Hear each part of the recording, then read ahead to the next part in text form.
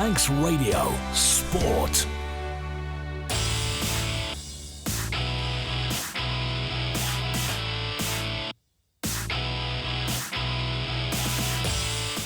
Welcome to Saturday Sport Classified on Manx Radio, AM 1368. Results, reaction and analysis to all of the Isle of Man football, rugby and hockey action, both on island and further afield. But without further ado, we'll start things off in the usual fashion by bringing you the classified results from today, Saturday the 20th of September 2025. Starting with football. The Canada Life Men's Premier League. Corinthians 5, Douglas High School Old Boys 3. Union Mills versus Peel postponed. Braddon 6, Foxdale 1. Ramsey 4, St John's United 2. Ayr United 2, Onken 4. Russian United 0, Laxey 0. Ardern and Drug Unlimited Division 2. Maloo 7, Douglas and District 1. Ramsey Youth Centre and Old Boys 3, Governors Athletic 1. Castletown 6, Morown 2. Colby 2, Pulrose United 1.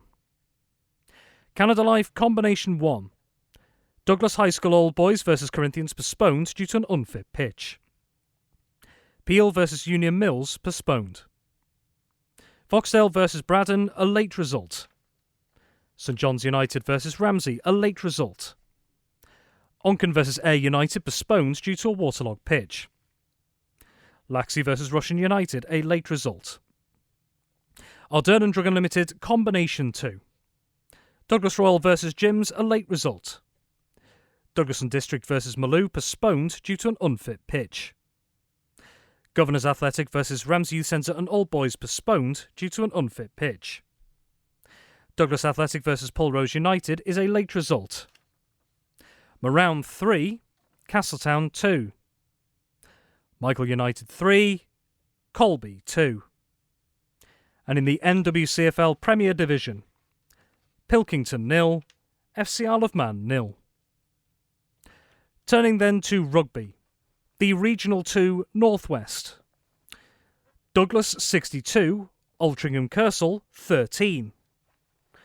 Vagabonds Ladies 22, Sale FC 1861 Second 15, 91.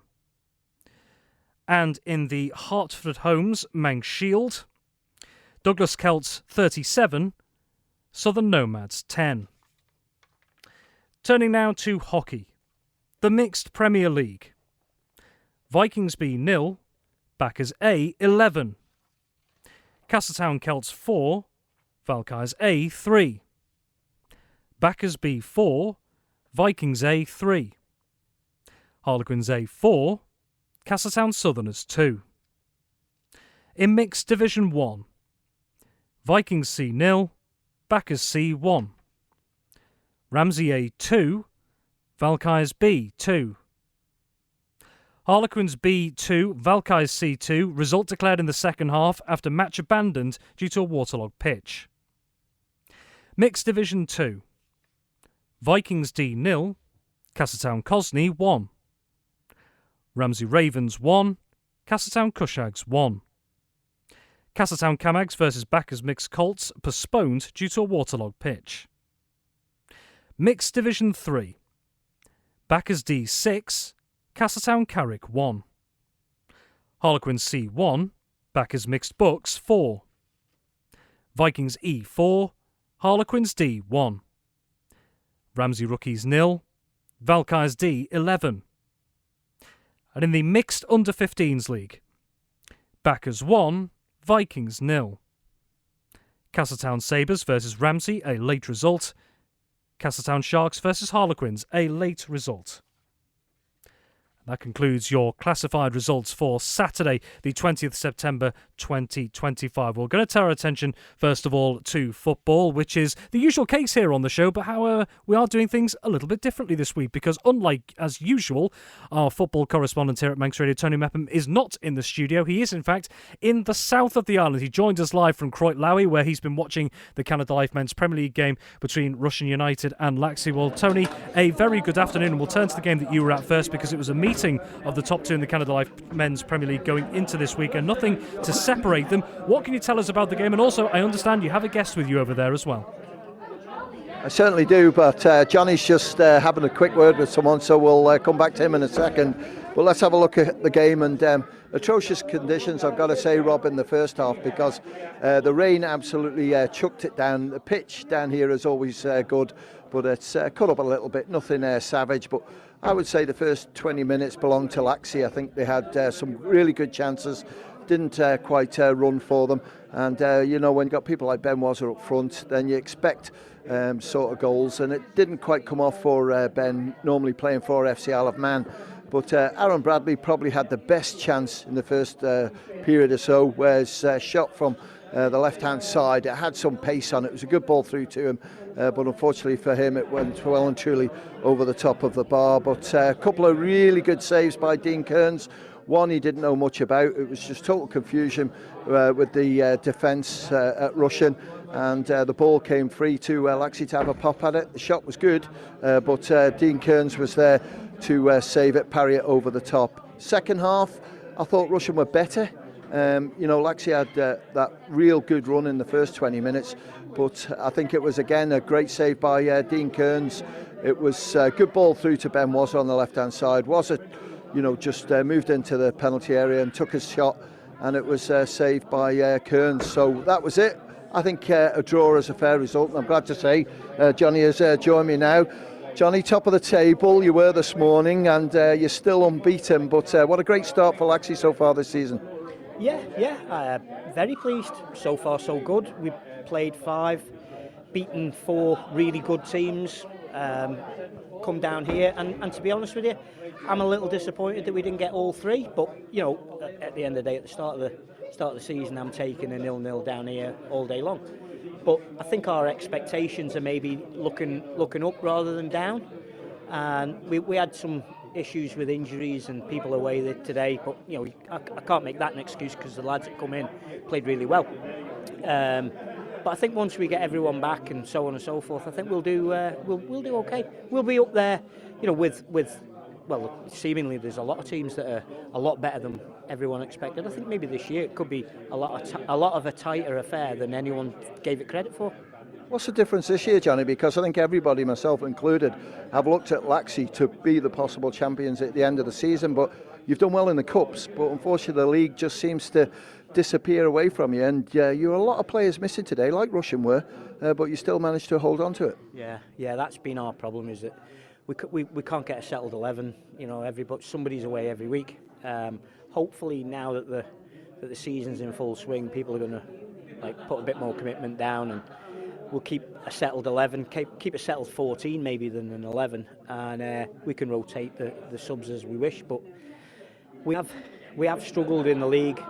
I can't take that away, but again, like you say, in the Cups, I think we've done really well, but I don't want to win Cups, I want to win leagues. Joe Walters back. Aidan Pickering, I thought, was superb in goal for you today. Yeah, he's been a revelation. He's only a young lad, but fair play to him. He's come in, took his opportunity, both hands, as a goalie should, and he's done really well. I'm very pleased. Looking 7 days ahead, Corinthians next week. Yeah, that's everybody's big test, isn't it? Everybody's looking at Corinthians as maybe looking to waltz the league. Maybe not. Look, at the end of the day, we fancy our chances against anyone. We're quietly confident and happy to run under the radar, and hope that everyone, the Corinthians of this world and the Peels of this world take the spotlight away from us. I'm happy for that to happen. And you've just had a sneaky look at the results. Happy enough with the way things have gone? Corinthians have shown that they're vulnerable today, conceding 3 goals. Yes, they were down to 10 players. But when you look at Ramsey, they've sort of taken points. And Oncom, what can you say about them? Well, start with Corinthians. Firstly, you're going to have to score a lot of goals to win games against Corinthians, because they're going to score a lot of goals with the firepower that they have. You go a little further down, Oncom have been a revelation. Great club, great setup. They've got good people around them. That's what makes clubs, if you will, at the top end of the table excel. It's the groundwork that goes on behind. And you'll find that the better the infrastructure, the better the team. You know, certainly Corinthians put their hard work in, Laxey put their hard work in, Onchan put their hard work in, and they're reaping the benefits of it now. Totally agree, Johnny. Congratulations today in getting a point out of it, because I think that's a point gained with the players that you were missing. Yeah, I'd agree with that. A point gained. Like I said, at the start of the season, I'm taking a point at Russian all day long. So, you know, as disappointed as we were in the dressing room, I think that's maybe a change of mentality for us. The lads are in the change rooms going, you know, we should have won that game. Whereas maybe previous seasons we're thinking, you know, well, you know, I'll take a point. We're not happy with the point now anymore. So maybe next week we'll see. You know, we're playing Corinthians. They're top of the league now. They're everybody's target, aren't they? I hope so. Johnny, thanks for hanging on. Johnny Palmer there, the manager of Laxey, giving his views on today's game, and it was obviously very difficult conditions to play in football, but certainly both clubs give it a good go, Rob. Yeah, thanks very much as well to Johnny Palmer, the Laxey first team manager, for a couple of minutes of his time there. Well, you may have just heard it there, both Tony and Johnny alluding to it as well, that there is going to be a new team at the top of the Canada Life Men's Premier League this evening by virtue of goal difference. So following today's results, Russian United and Laxey, as we just heard, a goalless draw between them two, both them on 13 points. Corinthians now moving to the top of the table, also on 13 points, but ahead on goal difference. Another win on the board today, Tony, for Corinthians, but they were really made to work for it today by Douglas High School Old Boys. Corinthians 5, Douglas High School Old Boys 3. Yeah, and I think that's a really good performance, that by Douglas High School Old Boys, because you know, they knew that they were coming off you know, sort of a close game last week, and today against Corinthians it was 3-3 at half time. Now Corinthians went down to 10, I think it was in the second half, so just shows what a performance that Old Boys have put in. It was Cameron Brew got one of the goals, Ryan Gartland with 2 penalties, so he held his nerve to slot them past the goalkeeper for Corinthians. But Luke Murray again, second hat-trick of this year, and when you think they've only played 5 games, 3 for him, and Josh Riding's got 2, 1 from the penalty spot. But certainly Stuart Smith will be missing the big game next Saturday with that sending off. Could have cost them dearly today, but they hung on, and Corinthians take the 3 points, as you say, to go top of the table. And a big game towards the bottom of the table, top place of Victoria Road between Braddon and Foxdale. Both teams still searching for their first win of the season, and one of them has taken it quite comprehensively, their first win of the season. Braddon beating Foxdale, Tony, by 6 goals to 1. Yeah, they were 3-0 up at half time, and Liam Cannon, it was who got the goal for Foxdale, but Braddon touched on him at last night in the show. Nathan Robinson is a great young player. He got 2 of the goals. Lee Cura got 1. Nick Harvey got a couple of goals, and Lex Medley, another good young player coming through the system, got the other one. So great result, big 3 points for Braddon, that one, and just puts a bigger gap between them and Foxdale at the foot of the table. Elsewhere in the north of the island, Ramsey and St John's United went toe-to-toe with each other at the Ballaclone Stadium, but ultimately the hosts have come out on top. Ramsey beating St John's United by 4 goals to 2. Yeah, back on song, I think, a little bit today, Ramsey, because they've been sort of struggling of late. But Phil Dunnigan, new signing from Ayr, and I know that I've spoke about him many times because I watched him 2 or 3 years ago, an excellent player. And it was, 2 years ago he cleaned up as a combination player for Ayr United. But today, for Ramsey, 2 goals, an own goal. Nathan Crane got the other one, so 2 good young players playing for Ramsey there. But for St John's, Sam Ingham got one of the goals. A new signing, Rhys Oates, back from injury, got the second one, but it wasn't enough to take any points away from Ramsey, and 3 it is, and helps them in the table tally. And I know, Tony, with this next result, one of the teams you've spoken of pretty highly so far at the start of this season, Onchan, going to Ayr United this weekend up at Andrews Playing Fields, and Onchan with a big win today away at Ayr United, and that means Onchan, they actually leapfrogged their hosts in the table up to 4th after 4 games, so moving just to win 3 points of the top 3. Onchan beating Ayr United by 4 goals to 2, Tony. Tony, you said Onchan were in with a chance of taking 3 points on Friday Sport Preview last night, and that's exactly what they've done. They're playing really well. I was impressed with them recently when I watched them play against St Mary's, and today it was Ayr United who took the lead. Alfie Scott with the goal, but then Tom Creer got the equaliser to make it 1-1. Tom O'Neill made it 2-1, And then I think it was Ethan Levers got his one of his brace to make it 3, but then it was an own goal to make it 3-2, I believe. And then Ethan Levers got his second of the game to make it Ayr United 2, Oncombe 4. And as you say, absolutely flying up into 4th. And I don't think they expected to be in that position at the start of the season, but certainly now they're catching everyone's eyes. Turning then to Ardern and Drug Unlimited Division 2, and the big game there, potentially, some might think this weekend, was over at the Castletown Stadium with Castletown targeting a 5th straight win in their 5th game of the season, looking to keep a 100% tally up against a Moran side who were unbeaten in their opening games coming into this one. But Castletown have won this quite comprehensively, Tony, by 6-2. Did you see this coming? No, I didn't, because if you remember, I predicted Moran to win this one, so my apologies to Castletown. But I've got a report, and thanks to Dean Turton for this. Castletown tightened their grip at the top of Division 2 with a 6-2 dismantling of Moran, who finished the game with 10 men. It was Moran who struck first, 5 minutes in. Carl Hartman, teasing free kick, was met at the back post by Matty Kane, who climbed above his marker to nod home. Castletown almost levelled instantly through Alex Crawley, denied first by Harry Horbury, the goalkeeper, and then by a Joe Rothwell goal line clearance. But their equaliser came soon after. Ollie Lee picked off a loose pass, powered into the box and squared for Charlie Quirk, who just about bundled the ball over the line. Lee then turned finisher. His clever back heel flick from a corner put Castletown ahead before struck again with a powerful finish across goal. Castletown went on at the break 3-1 up and fully in control. Crawley's pace continued to torment Moran after the restart. Racing through, he was chopped down by Harry Horbury, who escaped with only a yellow. Crawley dusted himself off to convert the penalty to make it 4-1. Minutes later, Ash Sansbury whipped in a deep cross and Lewis Dean powered in a header at the back post to make it 5. Lewis Fletcher then saw his shot judged to have crossed the line for 6 despite Moran's protests. Moran's second came from the spot, but it was little consolation on an afternoon where their keeper was the busiest man on the pitch. Horbury's day went from bad to worse near the end, clattering into Crawley again late and receiving a second yellow. He might easily have been straight red. Castletown's sharper movement, relentless pressing and creativity told the story. Moran simply ran out of ideas. When they got into the final third, Town marched on. Unbeaten and looking every inch the side to beat in this division. Thanks, Dean, for that report. Yeah, and just to put some numbers on top of that report there, that it's a comprehensive report. So Castletown 5 wins from 5, and also with a goal difference of plus 27 compared to their next nearest challengers, Colby and Malou, who we'll come to in a moment, Tony. Colby on plus 7, Castletown on plus 27. They certainly know how to find the back of the net at this moment in time, Castletown.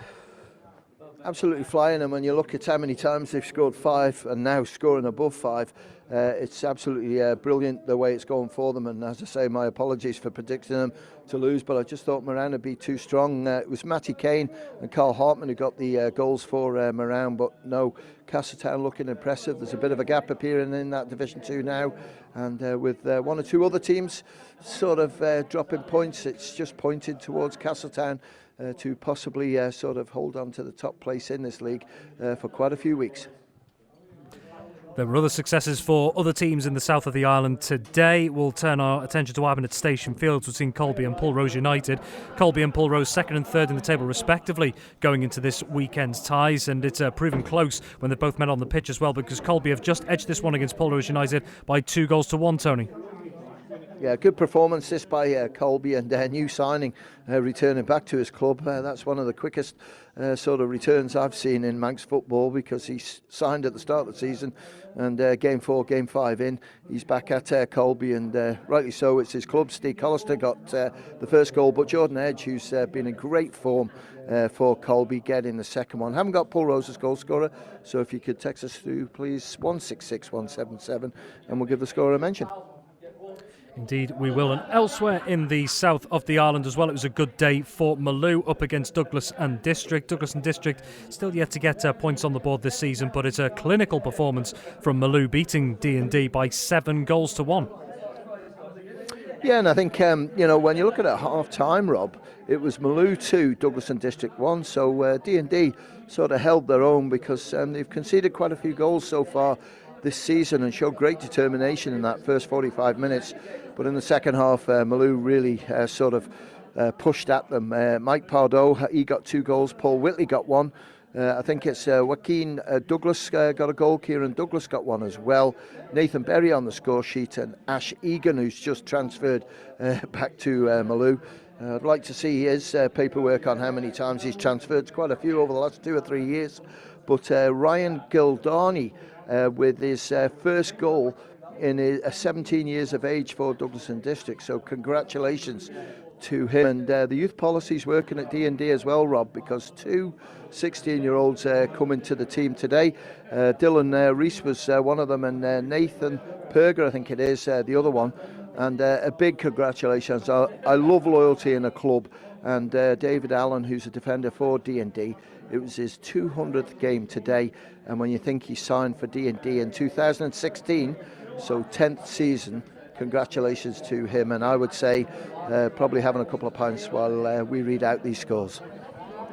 From the south then to the north, Ramsey Youth Centre and Old Boys hosted Governors Athletic this afternoon, and although the visitors took the lead, it was the hosts who rallied back, particularly in the second half, to take all 3 points. Ramsey Youth Centre and Old Boys going on to beat Governors Athletic 3-1. Yeah, and I think certainly Governors will be happy enough with that, because Ramsey Youth Centre just missed out on promotion last year, and this year I think they'll be there or thereabouts at the end.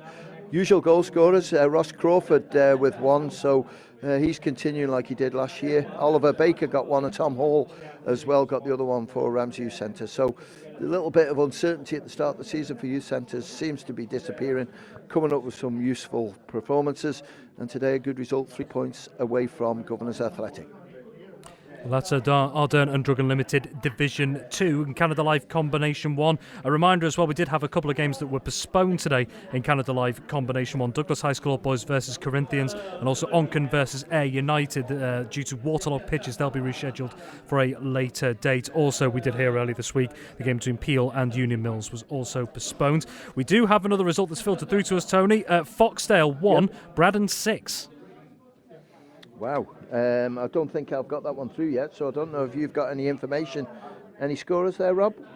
I don't, I'm afraid, at this point, but if we do get that information, we will, of course, bring it to you. And if you do yourself have those details, please do let us know. Text or WhatsApp 166 177. There were 2 other results we were waiting for in Canada Life Combination 1. St John's United versus Ramsey and Laxey versus Russian United. Tony, I wonder if there's been any updates since we last spoke. No, not heard anything. Obviously, I've got the headphones on down here, so I can't get the combi score through. We'll try and get that later on, but not too sure, but I would have expected Russian to have won. We'll wait and see if we can get confirmation of those results a little later on. Ardern and Drug Unlimited Combination 2, another one of those where we were just awaiting a couple of results. One of those, Douglas Royal versus Jims. Tony, have we had any further updates? We haven't had Douglas Royal score through, but I just have got the score for Russians combination in combination 1, and it finished up Laxey 0, Russian 0. 1-1. 1-1 it is, sorry. Laxey 1, Russian 1. Excellent, thank you very much. So yeah, just a reminder, if you just missed that as well and you're waiting for an update, Canada Life Combination 1, full-time result, Laxey 1, Russian United 1, so a draw between the 2 combination sides, as the first teams did. That was a goalless draw in the Canada Life Men's Premier League today, so we are still awaiting, one of those results we're still awaiting on Douglas Royal versus Jims in Ardern and Drug Unlimited Combination 2. If you have any information on that, please do let us know, 166 177 text or WhatsApp. Looking elsewhere in Combination 2 as well, there were a couple of postponements there going into today. We'll just give you a reminder of those. Douglas and District versus Malou postponed today, as was Governors Athletic versus Ramsey Youth Centre and Old Boys. Douglas Athletic versus Pulrose United, that was another score we were waiting on. Tony, any further updates? Yeah, I got some information on that one for you, Rob. Douglas Athletic and Pulrose, there wasn't a referee scheduled yesterday, but today we just waited to see how the weather went, to see if any referees became available, which they did. So when a referee was appointed to the game, Douglas Athletic evidently had told their players that there was no referee and the game wouldn't be going ahead. So the players planned other things, and when the FA notified them that they had an official, that they didn't have enough players to field a team. So this will go to the disciplinary committee, and to be honest with you, Rob, just looking at it, I can't see Douglas Athletic having a case, because at no stage did the Isle of Man Football Association indicate to the club that the game was off, so it does look as if the points will be awarded to Pulrose United. And we will wait to see confirmation as to what happens in that regard. Thank you, Tony. Just had another result through to us as well in combination 1 between St John's and Ramsey. It has finished St John's United 0, Ramsey 7, Tony. Well, that's a great score for Ramsey, but probably expected. Any goal scorers, Rob? No goal scoring information, but of course Ramsey impressed previously, haven't they, as well? So a bit of a statement from them. Well, it is, because when you look at Russian there, you've got Corinthians as well. I know they dropped points against Peel, and you've got to take note of Peel as well, because last year they were very young, did okay, but this year with one or two sort of first team experienced young players coming into the combination, it's made them a lot stronger. So yeah, please look out for Peel in future games, but I've just had the score confirmed of Ramsey. I think it was 6, but we haven't got any goal scorers.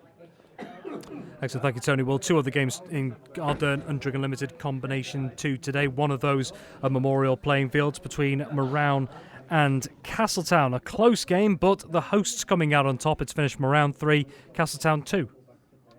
Yeah, and it was Castletown's Finn Mulligan with one of the goals, and Teddy Weatherall got the other one. I haven't got Morown's goal scorers. And finally, in Ardern and Driggan Limited combination 2 up in the northwest of the island, Michael United beating Colby by 3-2. Yeah, and well done to Michael. Good result for them. Bit of confidence booster. Tried to sort of get it all sorted, and he did it against, when you look at it, the champions from last year, Colby. Haven't got Colby scorers, but for Michael United it was Bobby Baxter with 1. Nathan Farrer got his name on the score sheet as well. And it didn't help matters for Colby, because one of their players scored an own goal as well. So it finished up Michael United 3, Colby 2. And just a quick throw ahead, Tony. So those are the results across the Isle of Man Football Leagues today, Saturday the 20th of September. We're due to have a couple of games taking place in the Canada Life Women's League tomorrow. There were a couple of disruptions to games last weekend due to what were considered unfit pitches. But a couple of fixtures in mind for tomorrow, Tony, but I'm sure a lot of eyes will be on the weather to see what it does over the next 12 to 24 hours.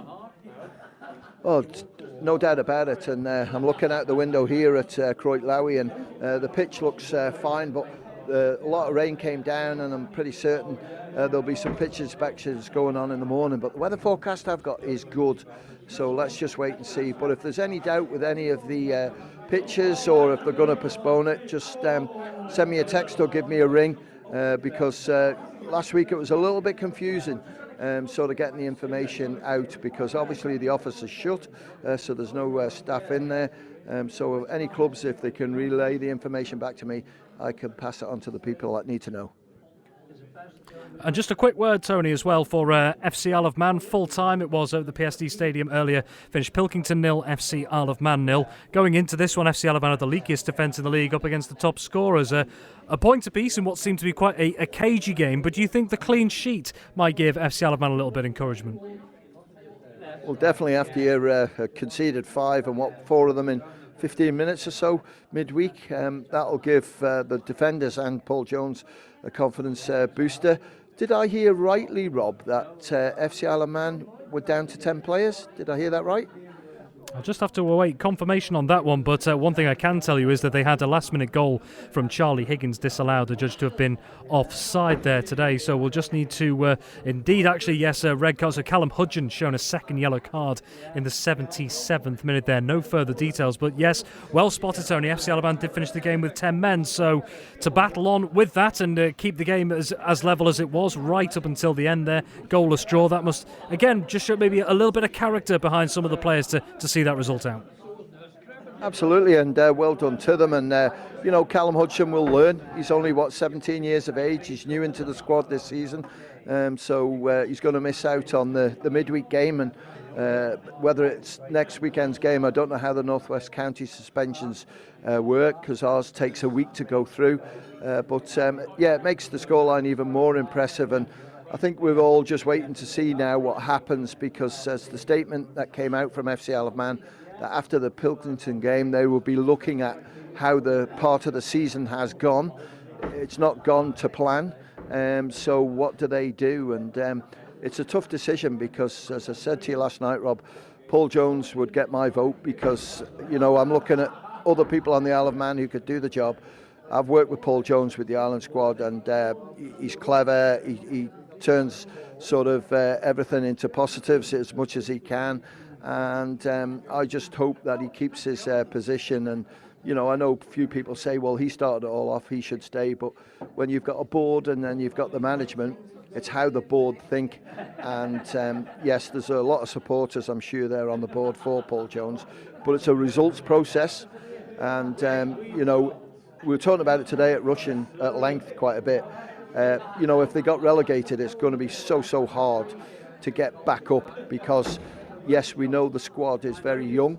So if they can get this season under their belt and learn from it and stay in that league, then they can build from that one. But, I wouldn't like to be on the board. They've got a difficult decision to make, whether they keep Paul or whether they let Paul go. But my view is Paul Jones is the man to do it. But just on that point, Tony, we're hoping to hear from Paul Jones actually in the next couple of minutes live from St Helens. But there was that brief statement a few weeks ago from the club saying that a review of the season so far would be taking place after today's game.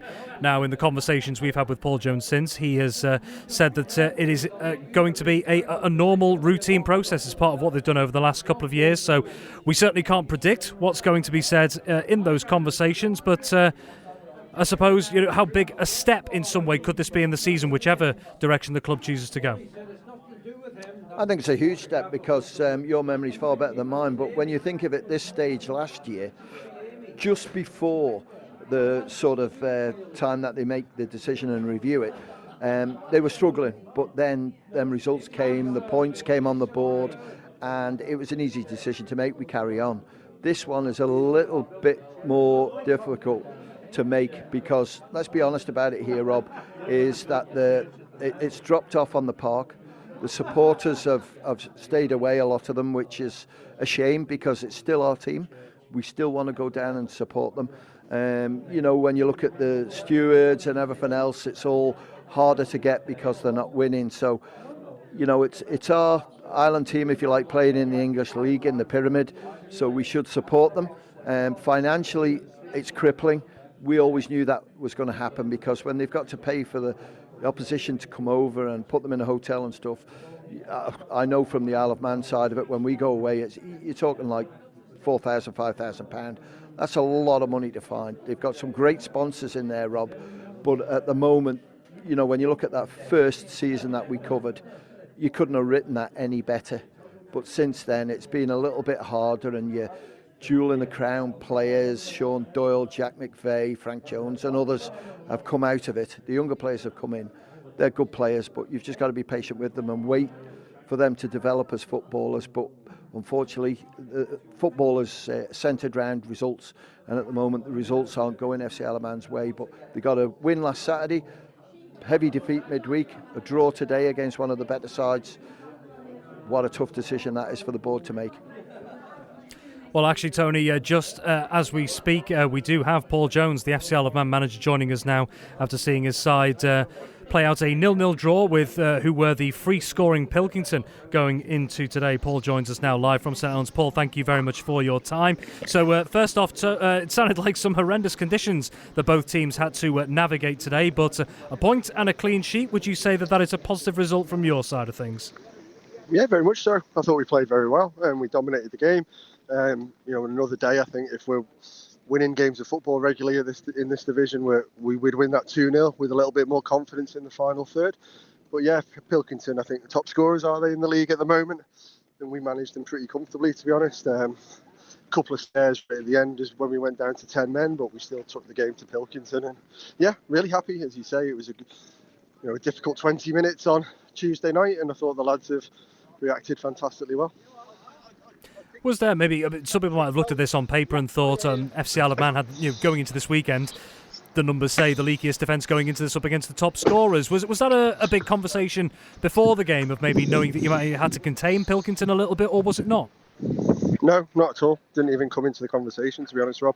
It's just about us doing what we need to do for 90 minutes more consistently. And the players and I spoke about that on Thursday night. We haven't done any work on the training ground, and they've gone and delivered the performance that we know they're capable of, week in and week out. So it's a mentality thing, it's a decision-making thing, it's a willingness to do the hard yards. And no, it wasn't a conversation, because when we play like we've played today, then teams will find it very difficult to score against us. And the next little bit is just finishing off the chances we create. And also as well, you had a new signing joining you in the squad for this weekend as well. Ethan Martin Edge from the Ireland, formerly of Castletown and a former Castle Rushen High School student, who's been part of the Stephen Gerrard Academy in Liverpool as well, signing for the club this week. Obviously, it only happened in the last day or so, really, but I suppose going forward, what are you hoping, opportunities-wise, you can offer a young player like this in the FC Alaman setup?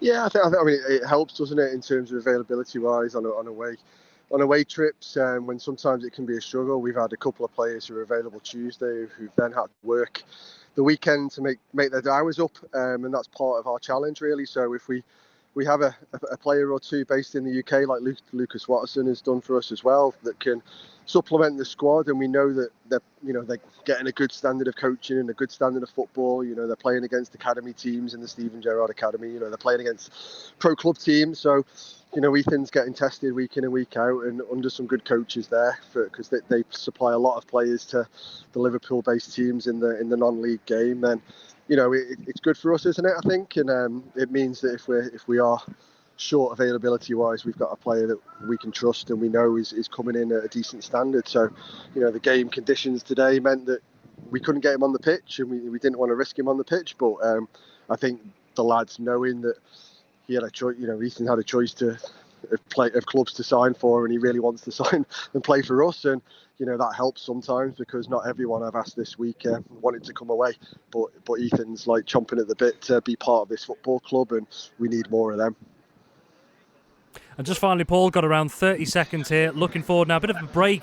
You don't have a game next weekend, but then back in league action the week after that. So what are the big lessons that you'll take from this week, getting that point, getting that clean sheet, that you'll hope to take forward? We're good enough. I said to the players, you're all good enough. You're all good enough to do it. The challenge is to do it consistently, game to game, and with a consistent group of players. So that's our challenge. We know that the potential is there for this to be a really good group of players. I heard Tony there about time and patience required, and that is it. But there's also an element of making sure we can perform week in and week out to get the results required to demonstrate improvement. And that's it. The lessons are play like you're capable of it as a group, and you will get results in this game, in this level of football. And that's what we've got to keep working on over the next couple of weeks, and keep doubling down on all the conversations that we've had so far, and put the hard work in the training ground to make sure for Barn Aldswick in a couple of weeks' time we're ready to go. Paul, as always, thank you very much for your time, and safe journey back to you, the players and the supporters. Cheers, mate. Take care. That's Paul Jones, FC Isle of Man manager there. Manx Radio Sport.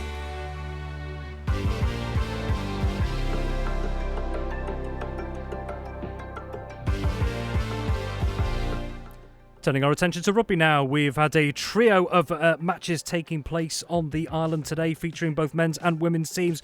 Douglas Celts and Vagabonds Ladies all in action, and the latter of those involved in their first game of the women's NC2 North-South campaign. And watching on and keeping a cry across all things as usual is our rugby correspondent Dave Christian throughout today. And Dave, very good evening. We'll start off with Vagabonds Ladies. A tough start to the season, but I imagine plenty of lessons taken, would you say? Yeah, I guess tactically there was a lot that they perhaps could have done that didn't. They showed little glimpses of it every now and again. They did score 4 tries, but Sale enjoyed the wide open spaces of Bella Fletcher, and they were just a quality outfit. There were some very, very talented players in that team today, and you can tell that they've had exposure to Sale 1861 women's first team, who of course are playing in the national leagues in the United Kingdom. So difficult day for Vagabonds. When Freya Crow opened the scoring in the 3rd minute, there was a little bit of hope around the ground that it might be the start of something good, but Sale quickly dashed that. Just before 10 minutes, Lauren Jenkins went over for a try. Kath Bodie converted, and Sale were in the lead, and they never really looked back. Emma Lifshitz and Katie Colton added 2 more tries. Jenkins went in for her second, and suddenly, where Vagabonds up a couple of minutes in were just in front, suddenly they're 25-7 behind. 25-5 behind. It was very difficult for them. Natalie Bush pulled a try back as half-time approached. Freya Crow touched down for her second, and with half-time just about in view, Vaggers were trailing by 12 points, and a comeback looked possible, if perhaps unlikely. Lauren Jenkins, however, went over for her hat-trick try at the end of the first half. That killed the revival stone dead, and when the teams turned around, Sale were 32-17 in front. There was no let-up for Vagabonds in the second half. Izzy Turner and Layla Watkins both ran in hat-tricks for Sale. Katie Colton added 2 more to complete her hat-trick, and there were also tries from Kath Bodie, Charlotte Thatcher. Neve Hopkins took over the kicking duty. She added a conversion as well, and Sale in the end were the comfortable winners. As I said, Vagabonds they'll reflect on that game. There was a little bit of space on the pitch. They didn't kick into it nearly enough, and Freya Crow was the pace on the pitch. She should have had a little bit more game time, just in my view. Obviously, I'm not the coach. I'm not going to call the shots. I'm certainly not going to second-guess Jack Kane, who's been doing the job for a few seasons now. But, I think they'll get better as the season progresses. But today, no, they were nowhere near what they needed to beat that Sale side. And then Regional 2 Northwest, Douglas back on home soil up against Altrincham Kersal, Dave, and a fantastic result for Douglas today. Yeah, they are now in 4th place in the standings in Regional 2 Northwest. They had a thumping win today, 62-13. And a couple of other results went their way in the league. Sandbach, the early leaders, they've dropped points. They lost away at Northwich, who were down near the bottom of the table. So Douglas benefiting a little bit from those mid-table shuffle-arounds as a result of today's scorelines. And today, no chance of Altrincham Kersal getting into the game. 62-13, there's no answer to that. Kyle Martin ran in a hat-trick of tries for Douglas off the wing. In the forwards, Harry Cartwright got 2, and there were also tries from Ollie Corkish, Craig Martin, Jonty Cope, and Harry Hewson. And the new number 10, Matty Wood, he converted 7 of those and added a penalty as well. Douglas flying high at the moment. It's probably too early to get too excited, but the prospects are looking good for the 25-26 season. And just finally, another Douglas side were in action today. The Douglas Celts up against Southern Nomads in the first game of the new look, the Hartford Homes Manx Shield this season. Douglas Celts coming out on top in this one. Yeah, that's an impressive performance to beat Southern Nomads. The Nomads have been pretty much top dog domestically for a little while, although Ramsey did have a bit of a say in that at times, but 37-10, you can't argue with that scoreline. For Douglas, it was Craig McGee, the star of the show. He had a hat-trick of tries, and there were also tries from Jack Rowlands, Jack Wallace, Percy Hampton and Fred Atherton. Jack Rowlands also added a single conversion. For Nomads, Finn McGregor and Kieran Stevens with the tries, no kicks for them. And they're going to have a little rethink, because next Saturday they meet Ramsey in the Cheshire Vars up at the Merrick Park, and they won't be wanting to turn in a performance of like today. Dave Christian, thank you very much as always.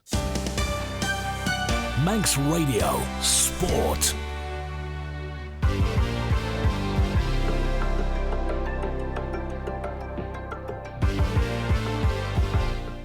Finally tonight, we turn our attention to hockey. Game week 2 of the 2025 Isle of Man mixed hockey season, with games across all 4 senior divisions and also the mixed under-15s league as well. And stick with us as well if you're of a hockey persuasion, because we will be bringing you the live draw for the first round of the mixed cup competitions this year, once we have taken ourselves through all of the respective results across the divisions. To go through all those results today is our hockey correspondent Ben Cunningham. Ben, very good evening. We'll start with the mixed Premier League, and there were a couple of teams obviously who made strides strong statements right at the start of the season, one of those being the defending champions Backers A. They've made a big statement again this week because at the NSC in Douglas today, they've beaten Vikings B by 11 goals to nil. Yeah, double figures for the second weekend in a row. Elliot Reid with 2, Jamie Brown with 3, Tom Lotham with 1, Andy Whiting with 4 and Chris Bass with 1, giving Backers a fantastic result, because coming up we've got a big result that's going to be a shock to everyone. And that's the result I'm going to come to next, because their nearest challengers after the opening week, Vikings A took on Backers B at the NSC straight after Backers A got that big win over Vikings B.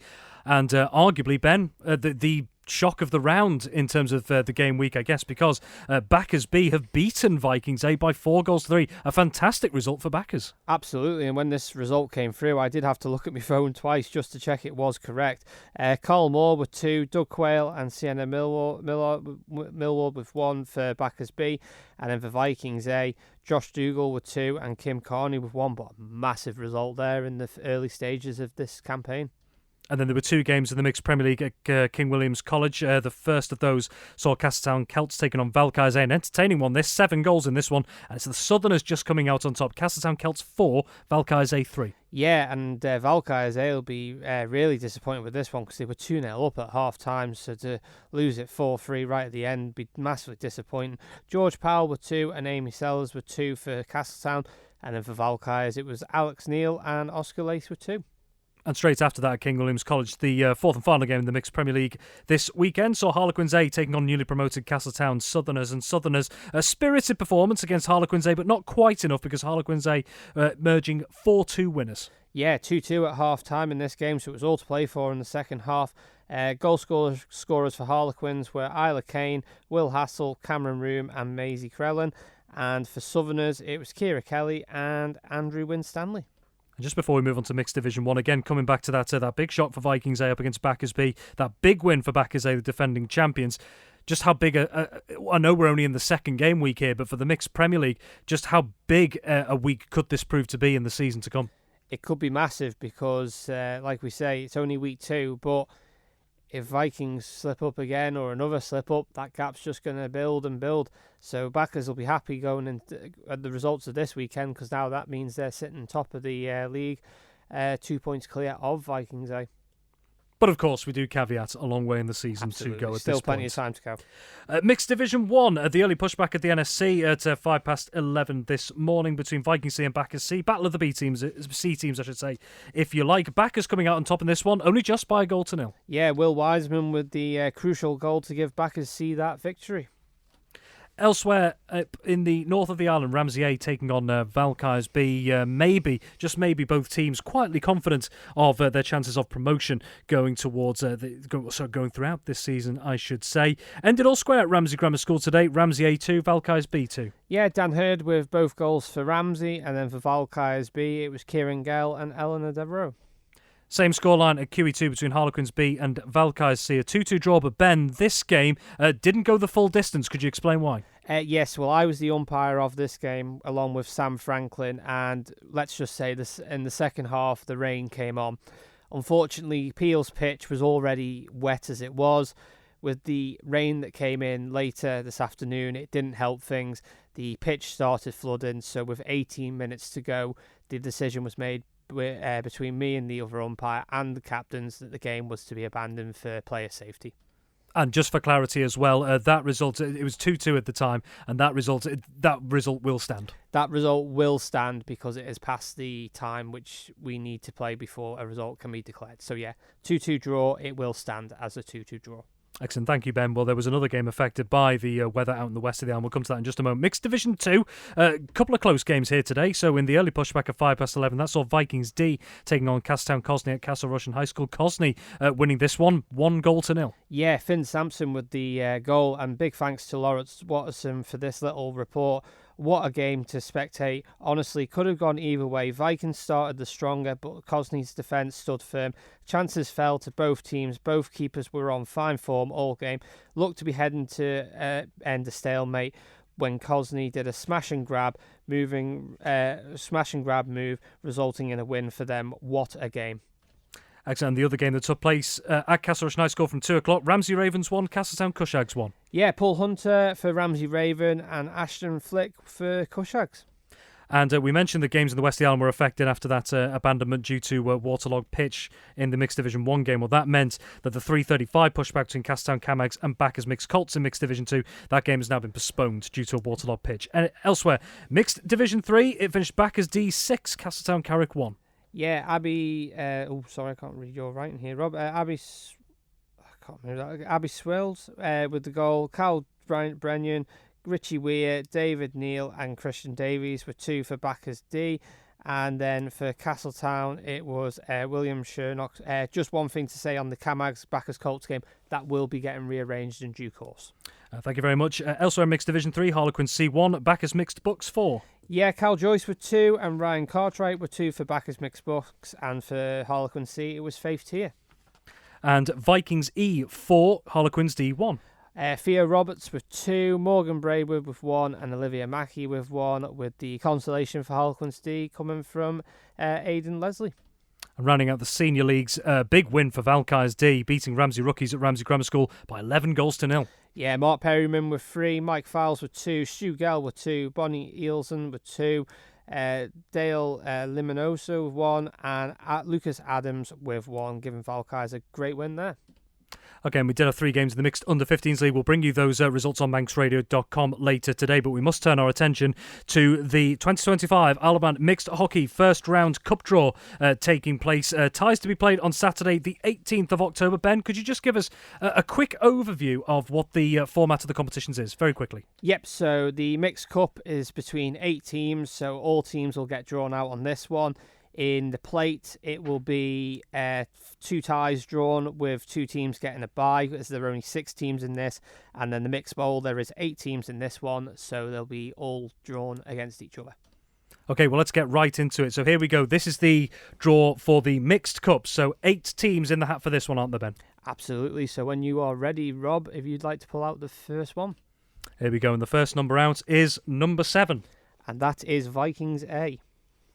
And they will play number 1. Ooh, Backers A. Big tie straight off the bat in the Mixed Cup. Next one out is number 6. And that is Valkyries A. And they will play number 5. Harlequins A. Next out is number 2. Is Backers B. And they will face number 3. Which is Castletown Celts. And then the next to be drawn out is number 8. Which is Vikings B. And that leaves, to round out that tie, number 4. Which is Castletown Southerners. So Ben, could you just give us a quick recap of the ties there for the Mixed Cup? Yep, so the ties in the Mixed Cup are Vikings A v Backers A. Valkyries A against Harlequins A. Backers B against Castletown Celts, and the Vikings B against Castletown Southerners. Okay, well, let's go straight to our next competition. This is the Mixed Plate. Now, Ben, there are 2 ties effectively in this opening round. Yep, so 2 ties to be drawn in this round, with 2 teams getting byes into the next round. And 6 teams as compared to 8 in the Mixed Cup, so 6 in the Mixed Plate. So, the first one out in the Mixed Plate for 2025 is number 3. And that's Ramsey A. And they will face number 5. Valkyries C. Next up is number 6. It's Vikings C. And they will face number 1.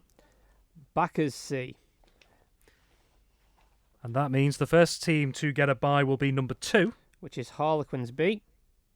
And the second team to receive a bye, number 4. Which is Valkyries B. So Ben, just a quick reminder then of the draw for the Mixed Plate first round. And they are Ramsey A against Valkyries C. And Vikings C against Backers C, with byes for Harlequins B and Valkyries B. Last but certainly not least, the first round draw for the Mixed Bowl. Now, like the Mixed Cup, there are 8 teams in this competition, Ben. Absolutely. So 8 teams in this one, and every team will be paired up with someone. So no byes in the first round. It's only one. the Mixed Plate that have a couple of byes in the first round. Yes, absolutely. So here we go. The Mixed Bowl, and the first number out is number 5. Which is Ramsey Ravens. They will take on number 6, which is Vikings D. Next out is number 8, Valkyries D, and they will face number 3. which is Castletown Cossacks. Next out is number 1, Backers Colts, and they will play number 2. which is Castletown Camags. And the final 2, number 7, Harlequin C, and they will take on number 4. which is Castletown Cosney. Excellent. So Ben, could you just once again quickly summarise the first round draw for the Mixed Bowl, please? Yep, so it's Ramsey Ravens against Vikings D, Valkyries D against Castletown Cossacks, Backers Colts against Castletown Camags, and Harlequin C against Castletown Cosney.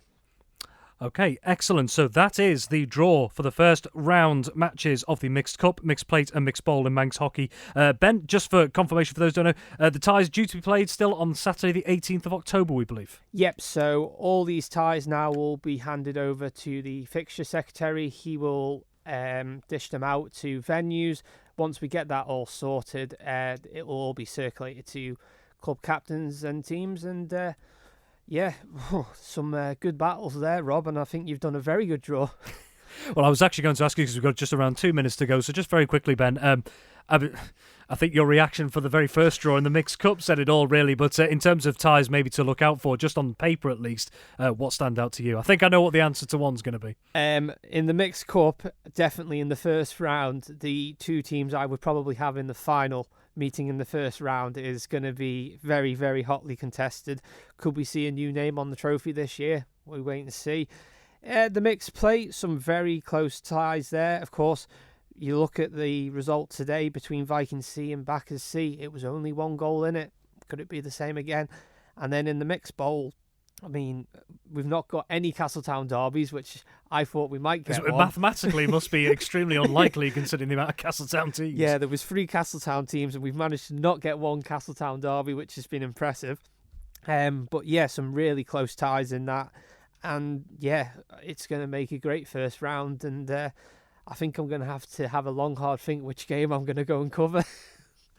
And of course, like you mentioned as well, once we get a confirmed schedule for when and where matches will be played specifically, the Manx Hockey Association will let us know. But and again, just a reminder for those who may have missed it, Ben, in the Mixed Plate, there are 2 teams with a bye as well, aren't there? Yep, so they are Harlequins B and Valkyries B, so they will meet each other in the next round.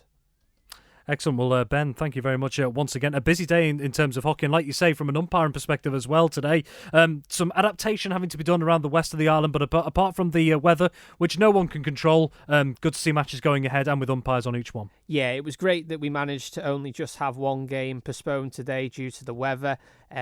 When I had to abandon that game today, it was very much down to player safety, and both captains and the other umpire were in full agreement. So it was the right decision, and it was the right decision for the other game to be called off. But only week 2, so plenty of time to get it rearranged. Excellent. Well, Ben, thank you very much for joining us, and thank you for joining us on Manx Radio AM 1368 for Saturday Sport Classified. Don't forget, if you want to listen back to this, you can as a podcast later this evening, and all the latest results and scores will be on the Manx Radio website very shortly. In the meantime, back to Manx Radio Gold. Thank you and good evening. Manx Radio Sport.